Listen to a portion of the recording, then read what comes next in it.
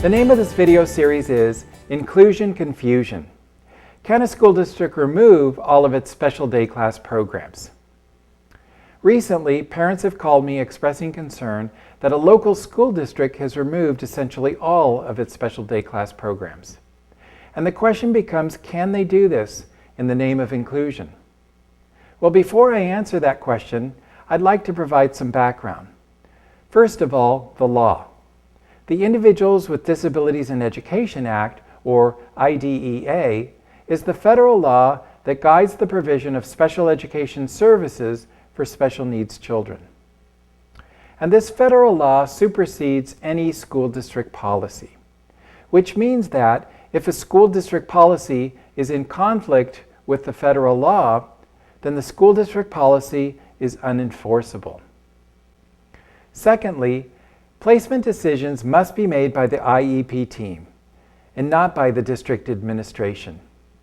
So if a parent receives a letter from the school district changing the placement of their child, this should be suspect. The IEP team is comprised of you, the parent, the general ed teacher, a special education teacher, an administrator, individuals who can interpret assessment results, and other individuals with special expertise regarding the special needs child.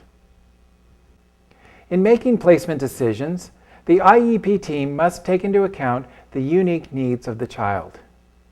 Placement decisions cannot be made solely based upon the child's disability category, the severity of the child's disability, either the availability or non-availability of educational or related services, the lack of trained or knowledgeable persons within the district, the availability or non-availability of space, or the administrative cost or convenience.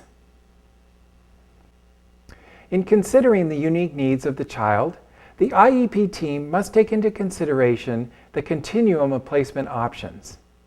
And what this means is the school district cannot create a one-size-fits-all approach. The school district must have available a continuum of placement options, including regular classes, special day classes, non-public schools, home instruction, hospital instruction, or other institutions. And that brings us to inclusion. Inclusion is not defined or mentioned in the IDEA. What is mentioned in the IDEA is the principle of the least restrictive environment, or LRE.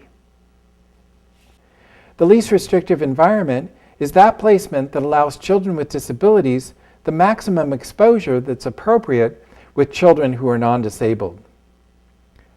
Historically, children with special needs were separated from their non-disabled peers and were forced to attend special schools. So the goal of LRE is to educate a disabled student with non-disabled students because there are many benefits associated with this exposure. A more restrictive environment is appropriate only if the nature or severity of the disability is such that education in regular classes with the use of supplementary aids and services cannot be achieved satisfactorily. Now let me talk about aids and supports.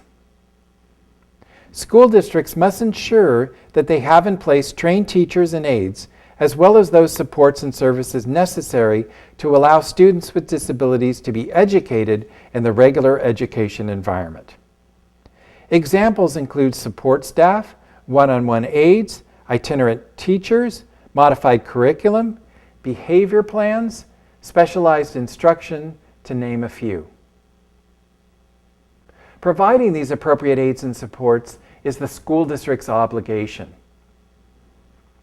The lack of adequately trained personnel or lack of resources does not relieve a school district of its obligation to provide a special needs child with the LRE.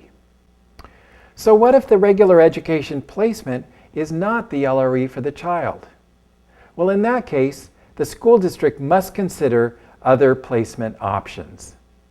If a student's IEP cannot be implemented satisfactorily in the regular education environment, even with the provision of supplementary aids and supports, then the school district must offer alternative placements including special day classes, non-public schools, home instruction, hospital instruction, and other institutions.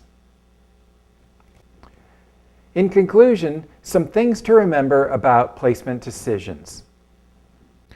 Placement decisions must be made by the IEP team. They must be based upon the individual needs of the disabled child. They must consider a continuum of placement options.